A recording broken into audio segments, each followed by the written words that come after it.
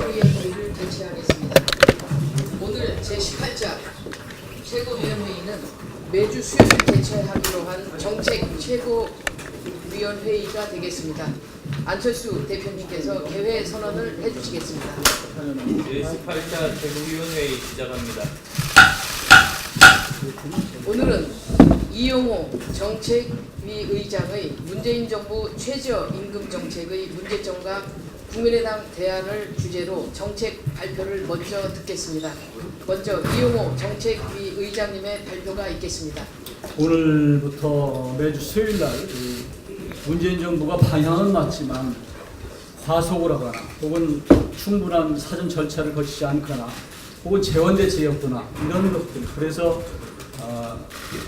소위 이 지나친 욕심 때문에 오히려 부작용이 많은 과요불급의 정책 시리즈를 시작하도록 하겠습니다. 오늘은 최저임금을 급격히 내년에 올리기로 했는데 여기에 대한 여러 가지 문제점을 저희가 보여드리고 현 정부가 좀 앞으로 정책하는 데 있어서 참고할 수 있도록 그렇게 우리가 마련했습니다.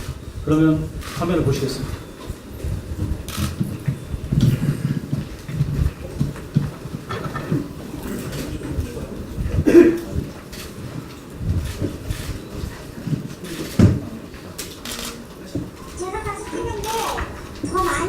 수익이 더 나는 거죠. 월세 주고 알바비 주고 그거 한다 그러면 우리는 알바 최저시급보다 못 받는 거예요. 내년도 시급 기준으로 하면 저희 매장에 56만 원 정도의 수익이 나옵니다. 그 56만 원은 사실 그것도 제 돈이 아니라 매장 운영비리를 따지고 보면 마이너스입니다. 어느 누구가 그 56만 원을 보고 24시간 인건비를 쓰면서 운영할 사람은 아무도 없을 거예요.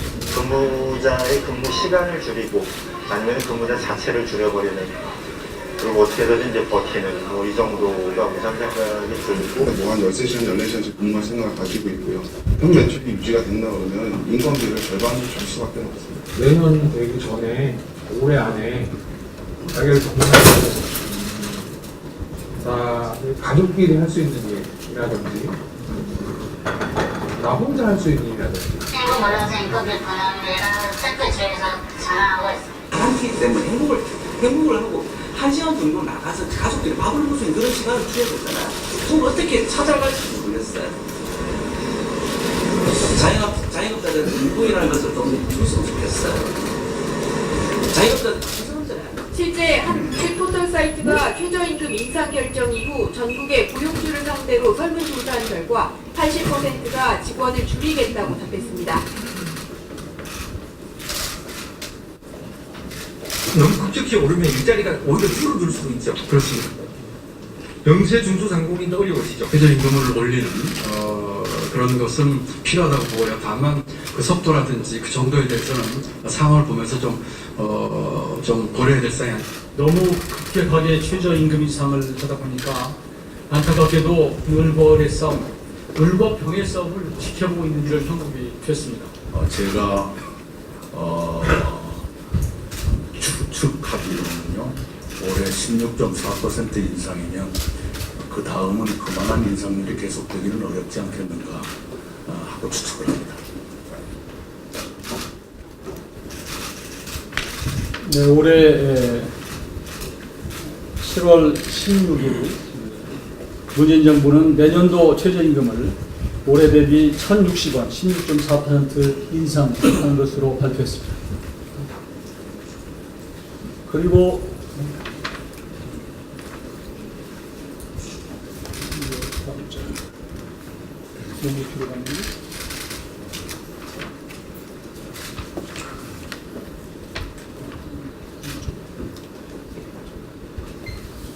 그리고 그날 최저임금 대책으로 정부는 직접적으로 3조 원을 지원하고 하는 등에서 총 4조 플러스 알파 지원 대책을 내놨습니다.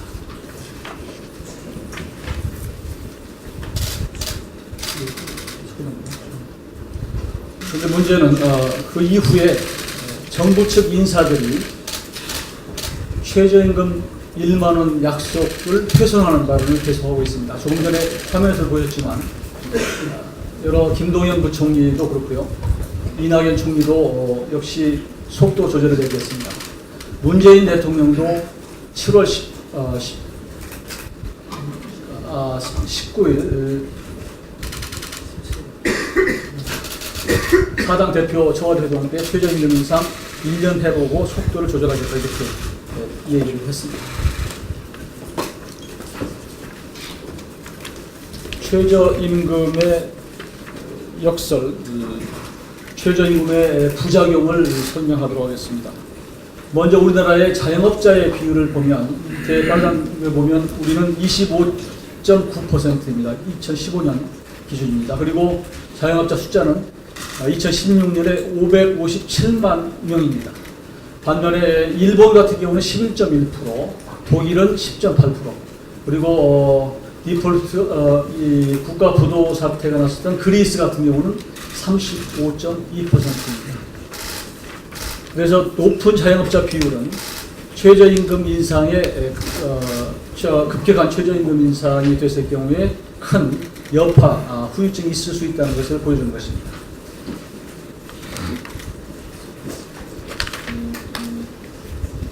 경제학에서는 시장 임금보다 높게 형성되는 최저임금이 고용과 근로시간을 오히려 감소시킨다고 설명하고 있습니다. 그 결과 실업은 증가하고 근로자의 임금은 오히려 감소하게 됩니다.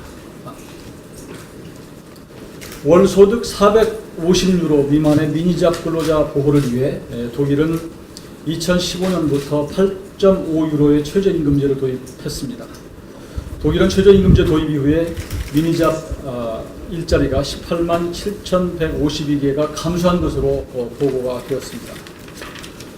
미니잡 근로자 보호를 위해 도입된 최저임금제가 오히려 미니잡 일자리를 축소시키는 결과로 나타난 겁니다.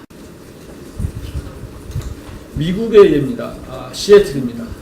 2014년부터 매년 1달러씩 급격하게 최저임금을 인상했더니 오히려 일자리가 근로시간을 9.4% 단축시키고 하는 바람에 그 일자리가 오히려 7% 줄었다라고 하는 그런 통계가 나왔습니다. 그리고 최저임금 상승에 따른 근로시간 단축으로 저임금 근로자 월평균 소득이 125달러, 6.6% 오히려 감소한 것으로 나타났습니다. 우리나라도 최저임금 인상에 따른 노동시장의 변화를 직접 경험한 실제 사례가 있습니다. 경비원 경우인데요. 2006년까지는 최저임금의 적용을 받았었는데 2007년부터 최저임금의 70%로 적용받고 2015년도부터는 100%로 완전 적용을 받고 있습니다. 그런데 표에서 나타난 바와 같이 최저임금이 올라가면서 오히려 근무 초소를 통폐합하거나 업무를 자동화하거나 해서 결과적으로는 이 경비원들이 오히려 임금이 줄어드는 그리고 고용이 줄어드는 그런 결과가 나타났습니다. 2018년도 최저임금이 결정된 현재의 모습입니다. 앞으로 최저임금이 급격히 올라가면 무인 시스템이나 이런 것들을 도입해서 오히려 일자리가 줄어든다는 것을 상징적으로 보여주고 있습니다.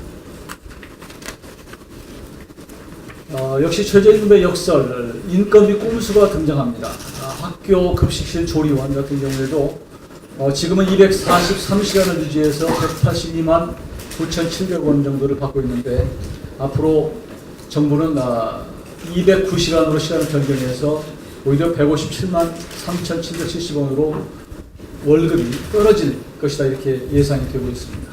오히려 최저임금 인상의 효과가 우리 근로자들에게는 좋지 않은 것으로 부정적으로 나타나는 것으로 예상됩니다. 나타날 것으로 예상됩니다.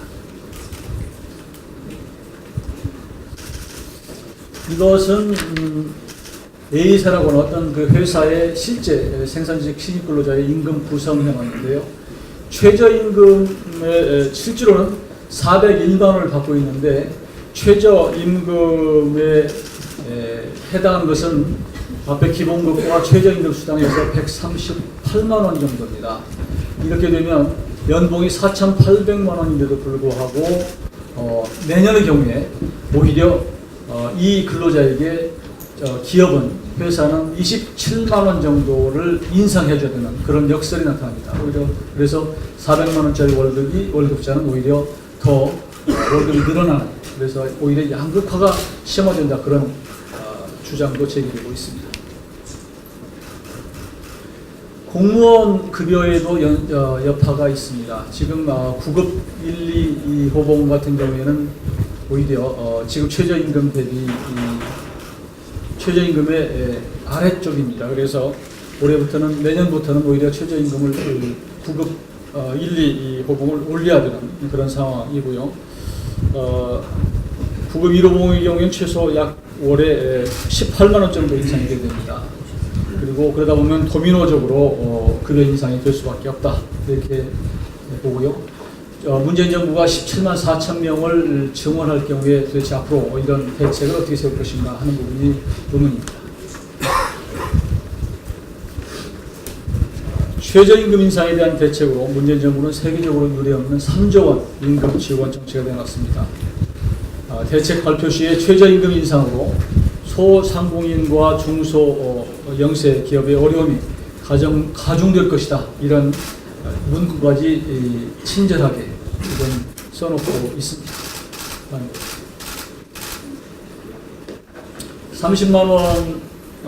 32만 사업장의 근로자들에게 1인당 월 13만 원씩 지원하겠다 하는 그런 약속을 내놓고 있습니다. 이렇게 되면 국회 예산정책처는 정부의 임금 지원 사업에 5년간 28조 7천억 정도가 될 것이다, 이렇게 추계를 하고 있습니다. 그런데 3조를 직접 지원하려면 임금 지원 시스템 프로세스 개발이 필요한데, 그거 개발하는데 적어도 8개월 정도가 소요될 것이다, 그런 지금 복잡한 과정입니다. 그래서 올해 9월 19일 날 일자리 안정 지원 시스템 구축 사업을 긴급 발주를 했습니다. 그런데 10월 10일이 이 구축 사업의 마감이 됐는데 유찰이 됐습니다. 아무도 지원을 하지 않아서. 그래서 다시 공고를 해서 10월 13일 다시 마감한다, 그런 지금 내용입니다. 그런데 내년 1월부터 시행하려면 적어도 8개월 정도 이 개발 기간이 필요하고 준비 기간이 있어야 되는데 과연 가능할까 의문이 제기됩니다.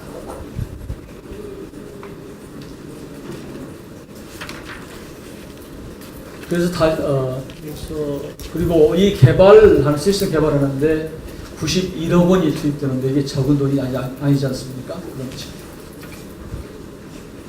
그리고 최저임금 1만 원을 계속 추진할 것인지 하는 부분도 불투명한데, 어쩌면 91억 원 투입이라고 하는 것이 예산 낭비다, 그런 지적입니다.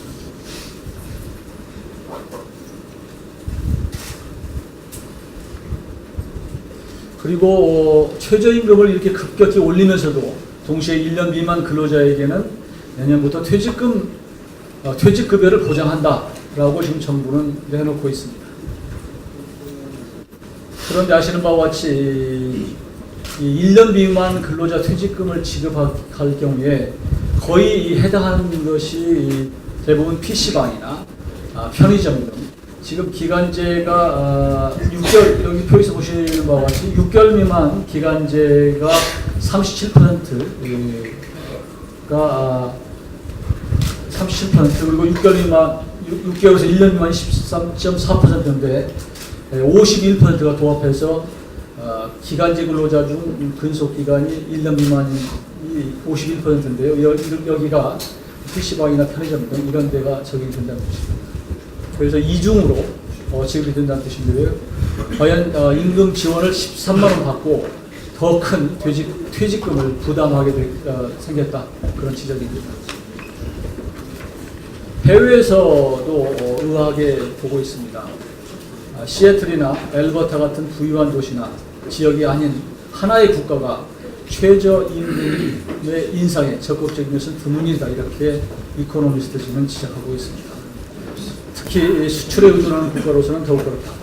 한국이 계획대로 진행한다면 2020년의 최저임금은 중위 임금의 약 70%가 될 것이고, 이는 다른 모든 경제 강국의 수준보다 월등히 높을 것이다, 이렇게 지적하고 있습니다.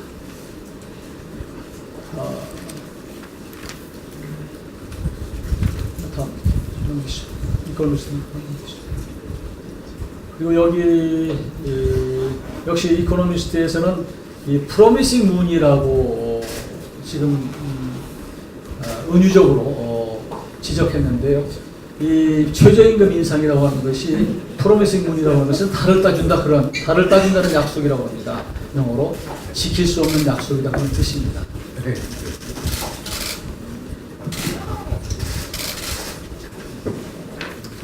문재인 정부는 최저임금 제도를 사회보장제도로 착각하고 있는 듯한 느낌입니다.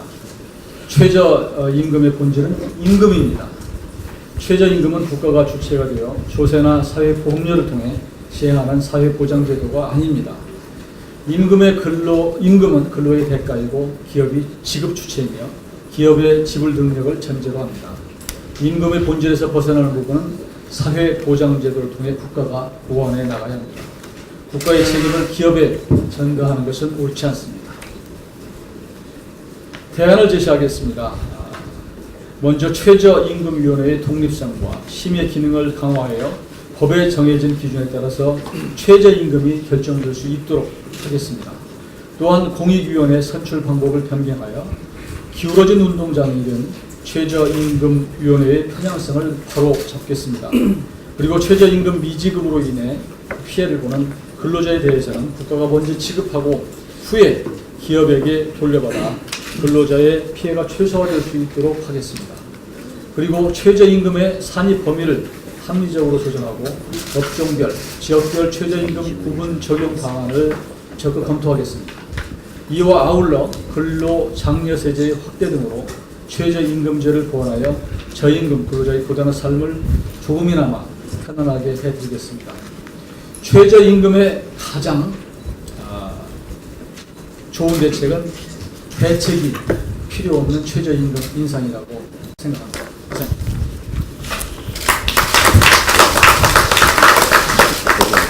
다음은 국민대표를 모시고 현장의 목소리를 들어보는 시간을 갖도록 하겠습니다. 현재 한국컴퓨터소프트웨어 판매업 협동조합을 이끌고 계시고 소상공인 연합회 이사이신 김대준 이사장님께서 바쁘신 가운데도 특별히 참석해 주셨습니다. 김대준 이사장과 한국컴퓨터 판매업 협동조합은 2006년 국내 컴퓨터 소프트웨어 관련 상공의 건전한 발전과 진흥을 목적으로 설립된 이후 지난 수년간 컴퓨터 산업에 대한 인식의 제고와 산업 정책, 제도 분야의 개선 등을 위한 다각적인 활동을 해왔습니다. 특히 김대준 이사장은 최저임금위원회 위원으로 활동하시면서 최저임금과 관련된 근본적인 문제를 제기하신 바 있습니다. 김대준 국민대표의 말씀을 듣도록 하겠습니다. 반갑습니다.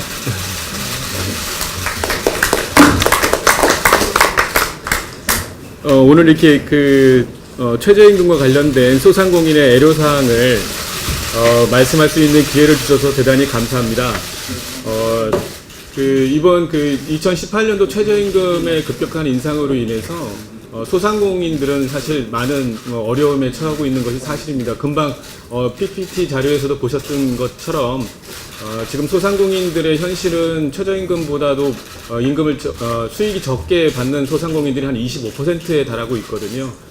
그런데 이렇게 급격한 인상으로 인해서 저희 소상공인 연합회에서 최근에 어떤 설문조사를 통해서 한 90% 정도의 소상공인들이 폐업을 하거나 고용을 감축하겠다고 이제 이렇게 고려하고 있습니다. 그래서 이런 부분에 대해서 많은 어떤 속도 조절이 또 필요하고요. 또 앞에서 말씀하신 것처럼 최저임금과 관련된 산입 범위가 좀 조절이 필요합니다. 30년간의 최저임금법에 대한 부분이 많이 수정이 안 되고 계속 이어져 있는 부분도 문제고요. 또 관련된 이번에 이제 고용노동부 장관이 바뀌시면서 최저임금 인상과 관련된 근로감독 강화도 말씀하신 바 있습니다. 그런데 현재 근로감독과 관련된 부분이 많이 좀 산입 범위에 대한 주휴수당 관계된 부분이 명확하지가 않아서 그런 부분이 현장에서 근로감독이 제대로 이루어지지 않는 부분도 소상공인들이 미만 사업장에 편입되는 어떤 이런 애로사항도 있습니다. 그래서 진짜 근로도 장려세제와 같은 것이 또 최저임금제와 또 같이 병합돼서 저소득 근로자들에 대한 어떤 이런 지원책으로 같이 되는 것이 합리적이지 아닌가 생각합니다. 그래서 오늘 뭐 국민의당에서 어떤 브리핑하시는 최저임금 대책이 필요 없는 최저임금이 어떤 되도록 하는 것이 바람직하지 않나 생각하고 있습니다. 네, 감사합니다. 감사합니다. 국민의당은 문제 해결을 위한 정당이 되도록 최선을 다하겠습니다. 안철수 대표님의 모두 발언이 있겠습니다. 이용호 의원님, 김대준 이사장님 감사드립니다. 최저임금 이 민감한 사안에 대해서 정교하게 검토해 주시고 특히 현장의 시선으로 대안을 제시해 주신 점 거듭 감사드립니다. 지금도 최저임금 감당하지 못하는 자영업자와 영세기업이 많습니다. 생색은 정부가 냈는데 영세업자와 비정규 알바생, 을과 을이 전쟁을 벌입니다. 불평등과 빈곤 해소를 또 다른 약자에게 넘기는 셈입니다. 대통령께서는 한번 해보고 속도 조절하자고 하셨는데 국가는 실험실이 아닙니다. 국민은 실험 대상이 아닙니다. 최저임금 정책은 저임금 근로자와 영세 사업자가 함께 가야 합니다. 최저임금 정책은 조세를 통한 재분배 정책과 함께 가야 합니다. 최저임금 정책은 산업구조 혁신, 공정거래 질서 확립 정책과 함께 가야 합니다. 국민의당은 이념이 아니라 실질적 해법을 추구할 것입니다. 오늘 발표한 내용이 그 출발점입니다. 지속 가능한 최저임금, 책임지는 최저임금, 그 해법을 국민과 함께 창출하겠습니다. 어제 국정감사에서 활약하신 오늘의 국감의원으로 황주홍, 김관영 의원님이 선정되셨습니다. 농해수위 소속 황주홍 의원께서는 산림청에서 추진하고 있는 목재 펠릿 사업의 문제점을 지적하셨습니다. 목재 펠릿은 친환경 에너지로 알려져 왔습니다. 그러나 황주홍 의원께서 중요한 문제를 찾아내셨습니다. 목재 펠릿이 초미세먼지를 유발하는 질소 산화물 배출이 연탄보다 20배 높고 사회적 비용도 연탄에 비해서 2.8배 높다는 겁니다. 단순히 이산화탄소 배출량이 적다는 이유만으로 목재 펠릿이 친환경 에너지로 둔갑한 셈입니다. 또한 목재 펠릿은 연탄에 비해 발열량당 경제성이 6분의 1밖에 되지 않는 것으로 확인됐습니다. 발열량당 가격은 유연탄이 15원, 무연탄이 35원, 벙커 CU가 60원인데 목재 펠릿은 89원입니다. 1.5에서 6배나 비쌉니다. 이런 문제 때문에 정부 예산이 100억 원 투입된 경북 봉화, 강원 화천의 저탄소 마을에서도 목재 펠릿 사용을 중단한 상태입니다. 황주홍 의원께서 밝혀낸 진실에 기초해서 이제는 방향을 바꿔야 합니다. 정부는 국민 건강과 안전을 최우선의 기준으로 설정해서 목재 펠릿을 신재생 에너지에서 제외하시기 바랍니다. 상식이 비상식을 이깁니다. 원칙이 편법을 이깁니다. 그저께 헌법재판소는 소장 및 재판관 공석 사태 장기화로 인해 헌재의 정상적인 업무 수행은 물론 헌법기관으로서의 위상에 상당한 문제를 초래하고 있다는 점에 깊은 우려를 표한다며 조속히 임명 절차가 진행되어야 한다는 입장을 밝혔습니다. 이것이 저와 국민의당의 입장이었고 국민들의 입장이었습니다. 이것이 상식이요 정도였습니다. 청와대에서 공석인 재판관부터 정하고 나중에 소장을 지명하겠다는 것은 말 잘 듣는지 보고 소장으로 지명하겠다는 유치한 의도를 그대로 드러낸 겁니다. 대통령께도 한 말씀 드립니다. 눈치 보지 말고 빨리 하십시오. 그리고 그간 대통령께서 자초한 혼란 깔끔하게 인정하십시오. 김희수 재판관께 사과하지 마시고 국민께 사과하십시오. 편법이 원칙 이길 수 없고 오만이 상식을 이길 수 없다는 점 다시 말씀드립니다. 마지막으로 트럼프 대통령 국빈 방문에 대해서 짧게 말씀드리겠습니다. 트럼프 대통령 국빈 방문 일정이 1박 2일로 정해졌다고 합니다. 여러 면에서 씁쓸하지만 이번 방문이 강력한 한미동맹, 강력한 안보로 평화를 견인하는 전환점이 되기를 바랍니다. 하지만 아쉬움 지적하지 않을 수 없습니다. 일본은 2박 3일 방문하는데 전 세계 초미의 관심사인 한반도 문제의 당사국인 한국에서는 짧게 머물고 가는 일정을 잡았습니다. 여러 측면에서 좋지 않은 후유증이 예상됩니다. 세세한 내용 언급하자면 정말 속이 상하고 나라 체면이 말이 아니어서 참겠습니다만 딱 한 대목만 말씀드리겠습니다.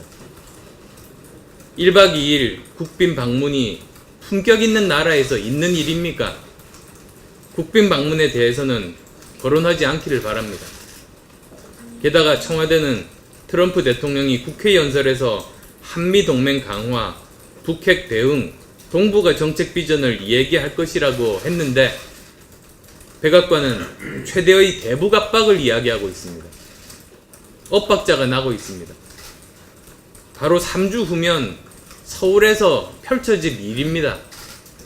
곧 현실로 확인된 일인 만큼 미리 공언하지 않기를 부탁드립니다. 대신에 제발 유능해지십시오. 우리 국민의 자존심을 위해서 좀 제대로 해주시기를 바랄 뿐입니다. 정부 출범 5개월이 지났음에도 중소벤처기업부 장관이 공석 중인 어처구니 없는 일이 계속되고 있습니다. 중소벤처기업부는 중소기업과 벤처기업의 발전을 통해 민간경제 활성화와 4차 산업혁명 시대를 대비할 중차대한 책임이 있습니다. 특히 문재인 정부 소득주도 성장의 문제점과 한계를 보완할 혁신 성장의 핵심 부서가 되어야 할 부처입니다. 그럼에도 정부 출범 이후 4개월 만에야 자격 미달 인사를 장관 후보자로 추천했을 뿐 낙마 이후 지금까지 어떤 대책도 대안도 없이 방치하고 있습니다. 도대체 청와대의 인사 추천 시스템이 존재는 하고 있는 것입니까? 그 결과 이번 국감에서 우리 당 조배숙 의원이 지적한 바대로 장관도 없고 관리관과 이사관 공석도 7곳에 달하는 등 현재 중기부는 완전 개점 휴업 상태입니다. 또한 김수민 의원의 국정감사 내용에 따르면 현재 중기부는 묻지마식 중소기업 확인서 발급으로 대기업 관계사들까지 중소기업자 간 경쟁 입찰에 참여할 수 있도록 해서 464억 원을 편취하게 하는 등 부처의 일상 업무조차 제대로 해내지 못하고 있습니다. 이런 상황에서 정부가 혁신성장을 하겠다고 나서는 것은 어불성설입니다. 어차피 비대한 청와대가 만기 칠남으로 국정을 좌지우지하니 주무부처 장관의 공백 따위는 별것 아니라는 것입니까? 문재인 정부는 중소벤처기업부를 조속히 정상화시켜야 합니다. 오늘로 국정감사 5일째입니다. 국민의당은 미래, 성장, 혁신을 위한 국정감사가 되도록 전 의원들이 역량을 발휘하며 혼선을 다해서 임하고 있습니다. 하지만 국감 첫날부터 청와대가 전 정권의 캐비넷을 열어 폭로전을 시작하더니 민주당과 자유한국당은 국감을 백해무익한 정쟁의 장으로 만들고 있습니다. 정부 여당과 자유한국당은 지금이 마치 대선 전국인 양 정쟁용 삿바싸움을 하고 있는 것입니다. 여당은 과거 청산에만 매달려 정신이 팔려서 미래와 성장과 혁신은 안중에도 없고 자유한국당은 적반하장의 행태만 보여주고 있습니다. 특히 박근혜 전 대통령의 국정농단 사태에 무한 책임을 져야 할 자유한국당 홍준표 대표는 박근혜 전 대통령의 정치보복 발언에 동의한다고 맞장구 치면서 헌정일인 국정농단의 범죄 행위마저 정면으로 부정했습니다. 다른 한편으로는 박근혜 전 대통령에 대해 자진 탈당이니 출당이니 하는 것을 말하는 것을 보면 그의 정신은 계승하면서 존재는 부정하겠다는 유체 이탈의 극치로 보입니다. 자유한국당은 통렬한 반성과 사과부터 제대로 하고 민생을 위한 성실한 국감을 통해 그 진정성을 행동으로 보이기를 촉구합니다. 여당도 과거 정권 들추기에만 매달릴 것이 아니라 국민의당과 함께 미래, 성장, 혁신의 길을 모색하기를 요구합니다. 이상입니다. 다음은 오늘의 국감의원 선정 발표가 있겠습니다. 오늘의 국감의원은 김관영 사무총장과 황주홍 의원이 선정되었습니다. 대표로 김관영 사무총장의 말씀이 있겠습니다. 네, 우리 당에서 오늘의 국정감사 우수위원으로 선정해 주셨는데 열심히 일하고 계신 다른 선배 동료 의원분들 생각하면 좀 민망합니다. 네, 더 열심히 일하라는 뜻으로 알겠습니다. 어제는 금융감독원에 대한 국정감사가 있었습니다. 금융감독원은 금융의 검찰에 해당합니다. 그런데 최근 금감원에 대한 감사원의 감사 결과를 보면 거의 비리 종합 세트라고 할 만합니다. 감독원에서 저질러지고 있는 비리의 근원은 저는 외압과 외부 청탁에서 불거진다고 보고 있습니다. 특히 감독원이 특수법인이고 또 감독기구이다 보니까 외부 통제에 상대적으로 소홀히 했고 그런 소홀함에 외압이 더하여져서 자정 능력이 매우 떨어진 것이 사실입니다. 그동안 금융감독원 출신 간부들이 외부에 나가서 감독원을 상대로 로비하는 것을 막기 위한 여러 가지 장치가 있었지만 인사비리에 직접 상당 부분이 개입되고 있다는 사실이 밝혀지고 있습니다. 이런 사태를 금감원에 대한 경종이라고 판단하고 그 연결고리를 차단하기 위한 많은 제도들을 만들어야 할 것이라고 생각합니다. 특히 저는 이명박 박근혜 정부 시절 대규모 금융 의혹 사건에 대해서 금융감독원이 다시 한번 결자 해지의 자세로 LCT와 부산은행 사건, 경남은행, 경남기업 불법 대출과 신한은행 사건 등 많은 이런 사건들에 대해서 다시 한번 재조사할 것을 요구했습니다. 시일이 지났지만 국민 경제에 대단히 큰 영향을 주었고 또 권력형 게이트로 의심될 만한 사건인데도 불구하고 권력의 비호로 실체적 진실에 접근하지 못했습니다. 과거의 진실을 제대로 규명해서 미래의 교훈으로 삼아야 할 것입니다. 다시 한번 오늘의 국감 우수 의원으로 선정해 주신 것에 대해서 감사드리고 앞으로 남은 기간 더 열심히 일하도록 하겠습니다. 감사합니다. 다음은 지난 16차 최고위원회의에서 신임 홍보위원장이 임명되었습니다. 박인춘 홍보위원장은 TTM, 우리강산 푸르게 침대는 가구가 아닙니다. 과학입니다 등을 기획한 스타 광고 기획가이며 동원산업의 바다가 좋다 광고 기획을 하여 국내 최초로 칸 국제 광고제에서 수상한 성적을 가지고 있습니다. 신임 홍보위원장께서는 앞으로 나가셔서 안철수 대표님과 잠깐 포토 타임을 갖도록 하겠습니다. 잘 부탁드리겠습니다. 네.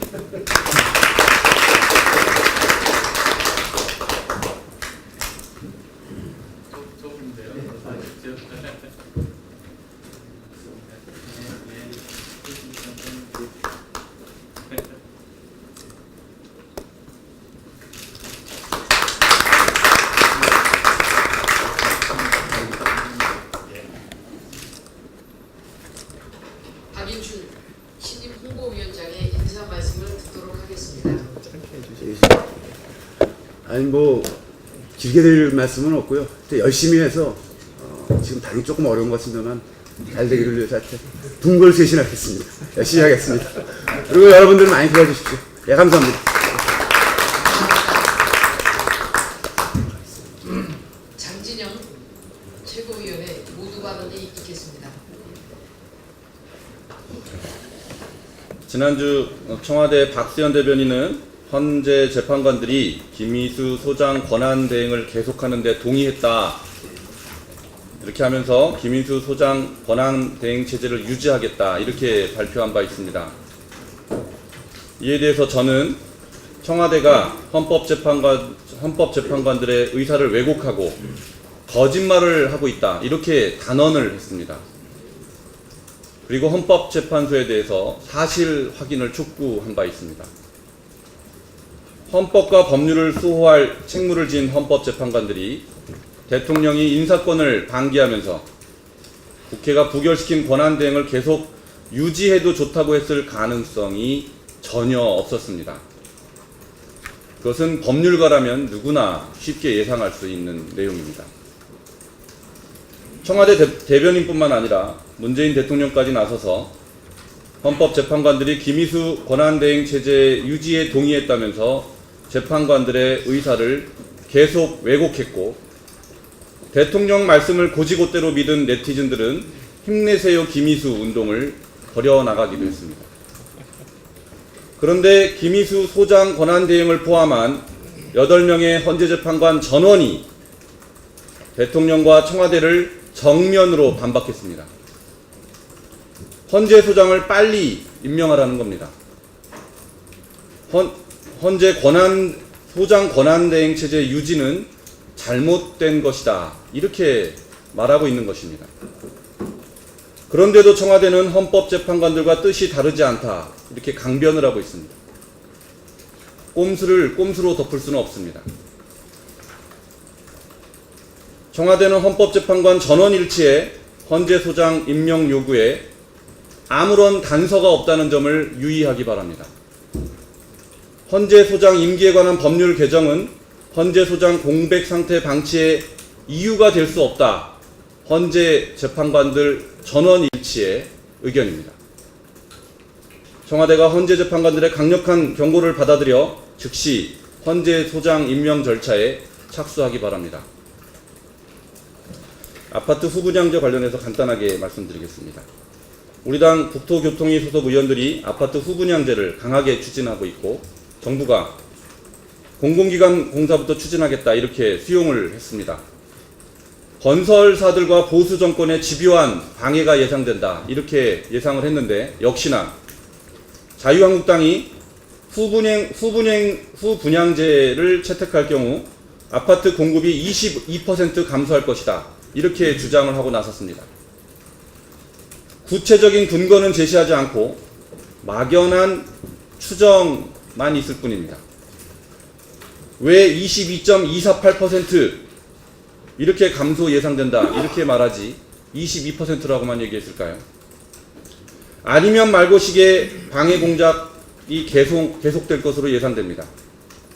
굳은 의지를 가지고 끝까지 관철을 해내겠습니다. 민주당도 아파트 후분양제 관철에 관해서 국민의당에 동조해서 힘을 모아줄 것을 촉구합니다. 이상입니다.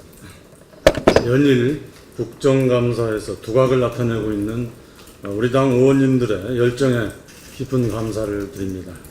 국민들을 위한 정치가 빛을 보면 국민들이 우리 당의 진정성을 믿어줄 것입니다. 그런데 현재 외부의 정치적 환경은 우리에게 낙관만을 가져오지 않고 있습니다. 지지율은 오르지 않고 더불어민주당과 자유한국당은 독점적 양당 체제로 회귀하기 위하여 인위적인 정계 개편을 꾀하고 있습니다. 이러한 현상이 여론조사에 반영이 되면서 더불어민주당과 자유한국당의 지지율은 오르고 우리 당과 바른정당, 정의당의 지지율은 하락하고 있는 실정입니다.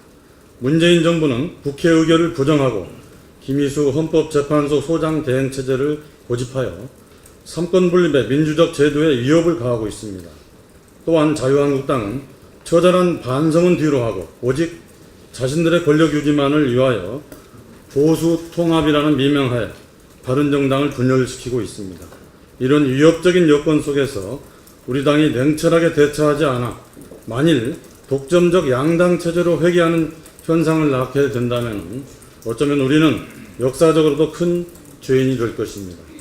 위기는 기회라고 하였습니다. 지금 큰 논란거리로 부상한 제2창당위원회의 전적위원장 사퇴의 권고했다는 입장을 말씀드리겠습니다. 지역위원장 사퇴의 기본 취지는 우리 당이 제2창당이라는 혁신의 정신으로 국민의 신뢰를 회복하고 당을 위기에서 구해보자는 것 아니겠습니까? 이런 취지에서 저는 지역 현장에서 찬성론과 반대론을 살펴보았습니다. 먼저 찬성론입니다. 중앙당 제2창당위원회의 새틀짜기식 지역위원장 사퇴론에 대하여 선당후사 정신에서 당 살리기 차원의 근본 목적과 고도의 정치적 판단에 적극 찬성하면서 단 당대표와 최고위원, 국회의원과 당 중진들이 내년 지방선거 승리를 위하여 다 함께 내려놓기를 한다면 시도당 위원장 및 지역위원장의 모든 권한을 당대표에게 위임하여 재신임의 절차를 수용하겠다는 의견입니다. 이것은 시도당 및 지역위원장의 전격 사퇴가 아닌 당대표에게 그 사퇴를 위임하여 재신임을 받는 형식으로 당의 통합과 당무의 지속성과 연속성을 고려한 방안이기도 합니다. 다음은 반대론입니다. 시도당 및 지역위원장 공고 사퇴를 결심한 제2창당위원회의 결정에 대하여 그 충정은 충분히 이해하고 공감하지만 첫 번째, 이러한 중대한 인사 문제를 사전 어떠한 의견 수렴 없이 독선적으로 추진한 중앙당의 결정은 절차적 정당성이 없어 이를 받아들일 수 없다는 점.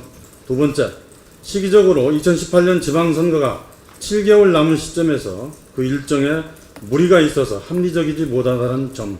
세 번째, 찬성파와 반대파의 분열로 내부 결속이 깨질 경우 걷잡을 수 없는 상황이 전개되어 지방선거는 물 건너간다는 인식의 공감대가 형성되고 있다는 점. 네 번째, 창당 이후 초창기 지역위원장들의 노력과 헌신의 공과를 고려하지 않은 채 지역위원장들만의 희생 전가에 따른 수용 불가 등의 의견입니다. 찬반론을 고려한 경기도당의 입장을 말씀드리겠습니다. 중앙당 제2창당위원회의 조직 혁신 일환인 시도당 및 지역위원장 사퇴 권고는 당이 살아야 미래가 있다는 선당후사의 정신인 만큼 제2창당위원회의 제안에는 적극 동의한다는 것입니다. 그러나 전원 사퇴 시에는 2018년 지방선거를 앞둔 시점에서 시기적으로 절차와 방법상의 문제가 있는 것이 명확한 만큼 현실성이 없으므로 시도당 및 지역위원장의 사퇴를 당대표에게 전격 위임하는 절차로 추진하는 것이 효과적인 방안이 될 수 있다는 의견입니다. 예컨대 시도당 및 지역위원장의 전원 사퇴 위임을 당대표에게 제출하여 당무가 중지되거나 흔들림 없이 지속되는 가운데 조직 강화 특위에서 이를 공정하고 엄격하게 평가하여 1차적으로 사퇴 위임을 반려하고 나머지 재평가를 받아야 할 대상은 속관해서 전적으로 조강특위에서 심도 있게 평가하여 결정하자는 방안입니다. 결론을 말씀드리겠습니다. 당무의 연속성과 당의 통합을 위하여 제2창당위원회의 권고 사퇴가 아닌 그 권한을 당대표에게 전적으로 위임하여 당대표께서 그 권한과 책임을 지고 재신임을 받도록 하는 형식으로 이를 추진하는 방안이 효과적이라는 결론입니다. 당무감사국과 조강특위를 통해서 재신임이라는 절차를 거쳐 제2창당위가 제시한 새 틀을 짜내고 분열을 최소화하고 이번 기회에 단합된 의지로 위기를 극복하고 내년 지방선거에서 승리할 수 있도록 하자는 것입니다. 말이 나온 김에 한 말씀만 더 드리겠습니다. 안철수 대표가 당대표로 선출된 뒤 약 2개월이 지나고 있습니다. 대선에서 패배한 후보가 당대표로 나서는 것이 마음에 들지 않을 수도 있습니다. 하지만 전 당원의 투표로 결정된 사항입니다. 국민의당의 운명을 안철수 대표에게 맡겨보라는 것이 우리 당원들의 뜻입니다. 경선 결과에 승복하고 협조하는 것이 성숙한 민주주의입니다. 당이 혁신하고 새롭게 태어나는 길에 시도당 위원장님들은 물론 지역위원장님들과 지도부 그리고 우리 당의 근간인 당원 동료들께서도 제2창당위의 충정어린 제안에 귀를 기울여 주시고 제2창당위 또한 찬성파와 반대파의 의견을 절충하여 합리적인 의심 없이 제2창당 정신을 살려주시기를 간절히 호소드리고 부탁드립니다. 감사합니다. 다시 국민의 일반적 관심사로 돌아가겠습니다. 당내 문제, 물론 당내 인사들에 대한 중요한 문제일 수 있으나 국민의 눈높이에서 볼 때 과연 그것이 얼마나 중요한 것인가 라고 하는 것은 다시 한번 돌아봐야 될 필요가 있는 것 같고요. 아까 여러 번 나왔지만 저는 헌재 사태라고 규정합니다. 이것은 대통령께서 헌재 소장에게 공개적으로 사과 의사를 표명을 했고, 대변인은 헌재 소장 대행 체제가 장기간 갈 것이라고 예고를 한 바로 다음 날 헌재 재판관들이 본의 있는 헌법 해석의 판정을 내린 것입니다. 그렇다면 이런 참담한 오판을 가져온 책임은 누구에게 있는지 묻지 않을 수가 없습니다. 누가 대통령에게 그렇게 말씀하도록 입력을 한 것인지 세상은 누군지 다 압니다. 자숙하고 책임지길 바랍니다. 그게 대통령을 위하는 길이고 국민에게 예의를 지키는 일이라는 사실을 분명히 지적하지 않을 수 없습니다. 또 한 가지, 우리 당이 정책 기조 검토를 위해서, 기초자료를 얻기 위해서 여론조사를 한 것이 일부 언론에 보도가 됐기 때문에 이 문제를 상당히 여러분들이 관심을 표명해서 언급을 하지 않을 수가 없는데요. 일반 국민 대상으로 한 여론조사에서 국민의당과 민주당이 결합을 하는 것은 시너지가 마이너스라는 여론조사 결과가 나왔습니다. 정부 여당이 아무리 언론 플레이를 해도 여론조사 결과에서 드러나듯이 그 통합의 동력은 찾기 어렵습니다. 많은 언론들이 전가의 보도처럼 얘기하는 호남 여론도 전국 조사와 크게 다르지 않다는 점이 확인이 됐다는 사실을 말씀드리지 않을 수 없습니다. 오히려 자유한국당과 바른정당의 결합은 상당한 통합의 시너지가 플러스 효과가 있고요. 국민의당과 바른정당이 합치면 극적으로 그런 효과가 나타나는 것이 확인이 됐다면 이것이 무엇을 뜻하는지는 관계된 모든 분들이 한번 같이 생각해 볼 대목이라고 생각합니다. 감사합니다. 최근 당내 제2창당위원회가 제안한 시도당 위원장, 지역위원장 전환 사태 관련해서 다소 당내 분위기가 어수선합니다. 국민의당은 지난 총선에서 26.74%의 지지를 받아 국민들께서 다당제의 길을 열어주셨음에도 기대에 부응하지 못하여 지지율이 정체되어 있습니다. 이에 제2창당위원회에서는 이대로 가면 안 된다, 당이 소멸될 수도 있겠다는 위기의식에서 재창당 수준의 혁신안을 제안한 것으로 이해합니다. 전 당원이 위기 극복을 위해서는 혁신이 필요하다는 데 공감할 것입니다. 지지율이 정체되어 있는 것은 어느 특정인의 책임이 아니고 우리 모두의 책임입니다. 그렇기 때문에 우리 모두가 뼈를 깎는 고통을 감수해서라도 함께 발벗고 나서야 합니다. 강력한 혁신 드라이브만이 국민의당의 살 길입니다. 국민의 신뢰를 회복하고 내년 지방선거에서 녹색 깃발을 휘날리기 위해서는 국민 눈높이에 맞는 혁신을 보여주어야 합니다. 지금 속속들이 지역의 위원장들이 사퇴 의사를 밝히고 있다고 합니다. 본인들이 스스로 먼저 내려놓고 새롭게 다시 시작하는 마음가짐으로 당을 혁신해야 된다고 외치고 있습니다. 이러한 용기 있고 현실적인 모습에 국민의당의 미래가 밝다고 생각합니다. 국민의당 당원 동지 여러분께도 간절하게 호소드립니다. 내려놓기, 비우기, 새틀 짜기를 통해 황골탈퇴하여 위기를 함께 극복해 나갑시다. 시도당, 지역 위원장님들께서도 헌신적인 모습과 결연한 의지를 보여주시어 혁신에 적극 동참해 주시기를 부탁드립니다. 이상입니다. 지금부터 회의를 비공개로 전환하겠습니다. 언론인 여러분 수고하셨습니다. 고맙습니다.